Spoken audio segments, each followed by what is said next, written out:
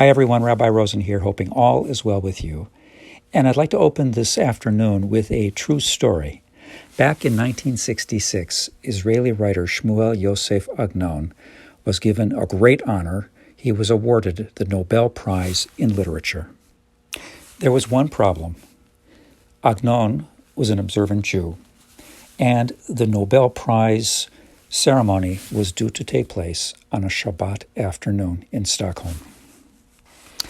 As the story unfolds, the Nobel Prize Committee agreed to allow Agnon to complete the observance of Shabbat and then go to the palace where he would meet with the King of Sweden and receive his prize.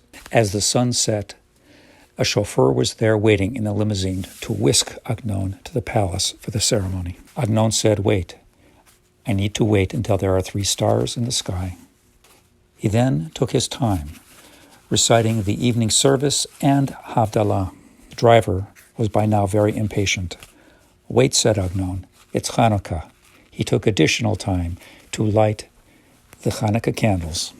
Finally, he arrived at the palace just in time to receive his award. There, even in that moment, he broke protocol. Supposed to receive the Nobel Prize with a courteous bow of the head and with silence in the face of the king.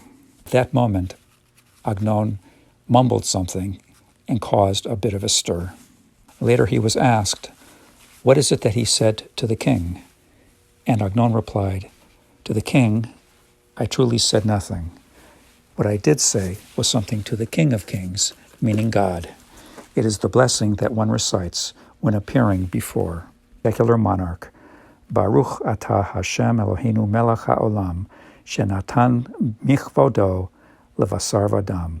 Praised is God, Master of the universe, who has sent from his own glory elements of that glory to human kings."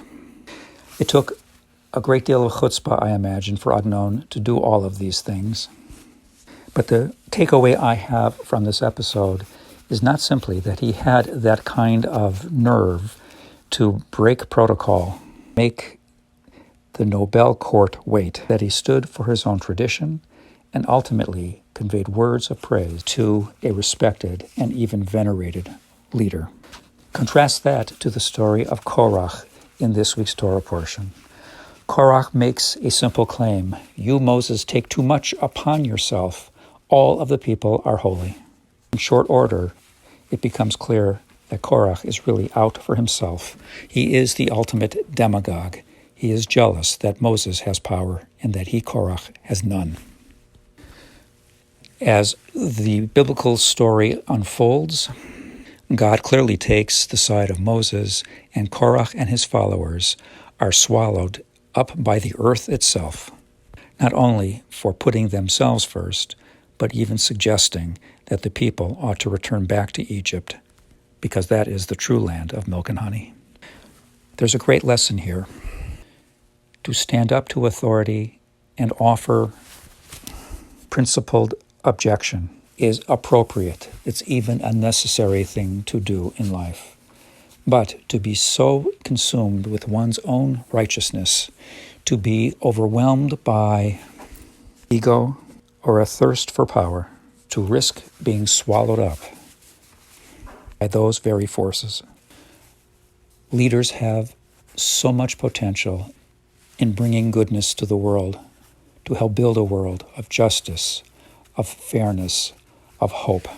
That's why we have blessings for them in Jewish tradition. Korach shows when that kind of vision is absent.